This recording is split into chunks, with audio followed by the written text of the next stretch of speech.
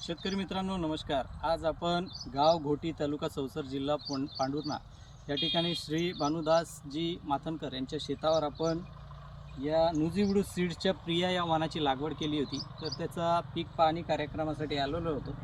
तर पाहू शकता आजच्या घडीला साधारण 45, 50, 60, 70, 80 पर्यंत या ठिकाणी बोंड तयार झालेली आहे। पूर्ण परिपक्वता झाली आहे आणि वरचा रिफ्लॅश हा सुरू आहे। चांगल्या मॅनेजमेंटमध्ये मध्यम ते भारी जमीन त्या ठिकाणी असेल आणि पाण्याची उपलब्धता असेल त्या ठिकाणी जर आपण हे वाण निवडलं, त्या ठिकाणी आपल्याला जो अंतर ठेवायचा आहे तो साधारण 3.5 बाय 1.5 किंवा 4 बाय 1.5, 4 बाय 1 या अंतरावर जर लागवड केली तर पहा काय याची कमाल होऊ शकते। या ठिकाणी 3.5 बाय 1.5चा अंतर ठेवला आहे आणि पहा एकसारखा बोंड आहे। बुडापासून शेंड्यापर्यंत जे आहे बोंडांची संख्या आणि बोंडाचा साईज एकसारखा आहे। साखळी पद्धतीने बोंड लागलेले आहेत, त्याच्यामुळे नक्कीच या ठिकाणी जास्त उत्पादन देणारी व्हरायटी ही वाटते।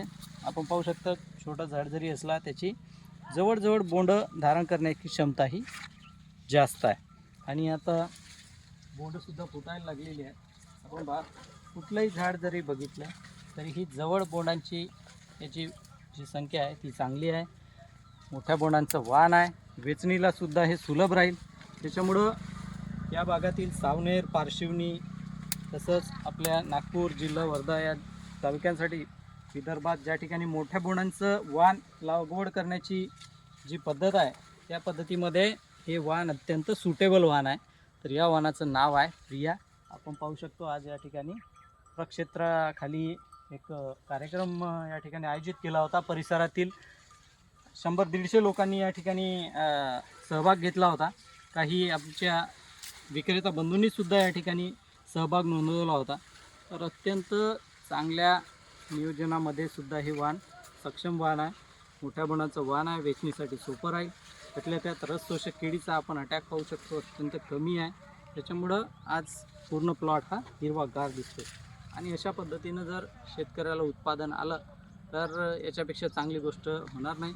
कुठलाही झाड बघायचं आपल्याला मोठ्या बोंडांचं ते स्वरूप जे आहे प्रत्येक फांदीला दिसेल। त्यातल्या त्यात 5 पाकळीचं हे जे बोंड आहे हे बुडापासून शेंड्यापर्यंत या ठिकाणी आपल्याला हे 5 पाकळीचं बोंड या ठिकाणी त्याची संख्या जास्त दिसते बघा। त्याच्यामुळं आपण सुद्धा या वाणाची निवड करा। बघा जिथं जिथं प्लॉट बघायला मिळेल ते बघा आणि त्या प्रिया 955 नुजीवडू सीडचे हे प्रिया वाण याची लागवड करून पुढच्या हंगामात सुद्धा आपण जास्त उत्पादन करता हे वाण निवड करू शकतो। धन्यवाद।